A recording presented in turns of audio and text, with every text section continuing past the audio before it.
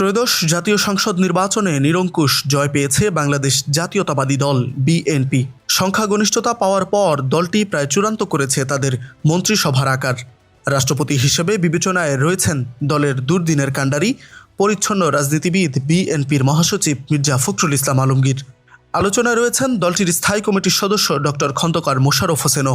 Speaker হিসেবে আলোচনায় রয়েছেন বিশিষ্ট শিক্ষাবিদ ও দলের স্থায়ী কমিটির সদস্য ডক্টর আব্দুল মুঈন খান।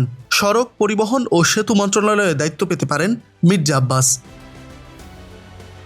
স্থানীয় সরকার মন্ত্রণালয়ে সালাউদ্দিন আহমেদ, যদিও আইন, বিচার ও সংসদীয় বিষয়ক মন্ত্রণালয়ের জন্য তিনি আলোচনায় রয়েছেন।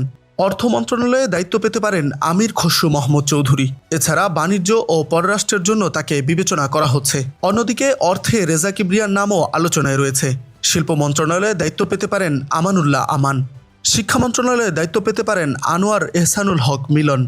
স্বাস্থ্যে ডাক্তার এজেডএম জাহিদ হোসেন, আর কৃষিতে দায়িত্ব পেতে পারেন আব্দুল আউয়াল মিন্টু কিংবা শহীদুল ইসলাম বাবুল। স্বরাষ্ট্র মন্ত্রণালয়ে দায়িত্ব পেতে পারেন লুৎফুজ্জামান বাবর। আর প্রতিমন্ত্রী হিসেবে শহীদউদ্দিন চৌধুরী অ্যানির নামও আলোচনায় রয়েছে। মহিলা ও শিশু বিষয়ক মন্ত্রণালয়ে দায়িত্ব পেতে পারেন শ্যামা ওবায়েদ। টেকনোক্রেট কোটায় তথ্য ও সম্প্রচার মন্ত্রণালয়ে রুহুল কবির রিজভী, জনপ্রশাসন মন্ত্রণালয়ে ইসমাইল জুবিউল্লাহ এবং পররাষ্ট্র প্রতিমন্ত্রী হিসেবে হুমায়ুন কবির। যুব ও ক্রীড়া মন্ত্রণালয়ের জন্য আলোচনায় রয়েছেন ইশরাক হোসেন। এই মন্ত্রণালয়ে টেকনোক্রেট কোটায় অন্তর্ভুক্ত হতে পারেন আমিনুল হক। থাকতে পারেন গয়েশ্বরচন্দ্র রায়, ইকবাল হাসান মাহমুদ টুকু, বরকতুল্লাহ বুলু ও AKM ওয়াহিদুজ্জামান। আলোচনায় রয়েছেন জোটের শরিক দলের প্রধান আন্দালিব রহমান পার্থ, নুরুল হক নূর ও জোনায়েদ সাকি সহ আরও অনেকে।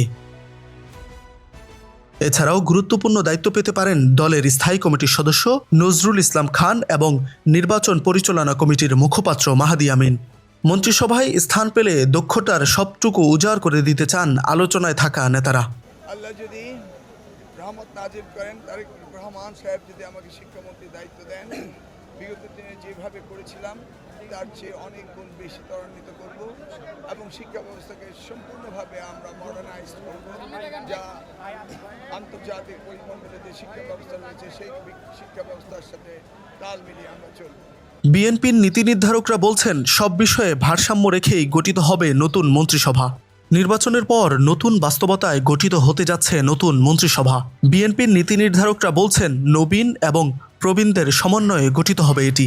দীর্ঘদিনের ত্যাগ এবং যোগ্যতার ভিত্তিতে মন্ত্রিসভায় জায়গা পাবেন তারা। নবগঠিত মন্ত্রিসভার সামনে রয়েছে যেমন নানামুখী চ্যালেঞ্জ, তেমনই রয়েছে নতুন বাংলাদেশ বিনির্মাণের অপার সম্ভাবনা। আবু বকর সিদ্দিক, RTNN, ঢাকা।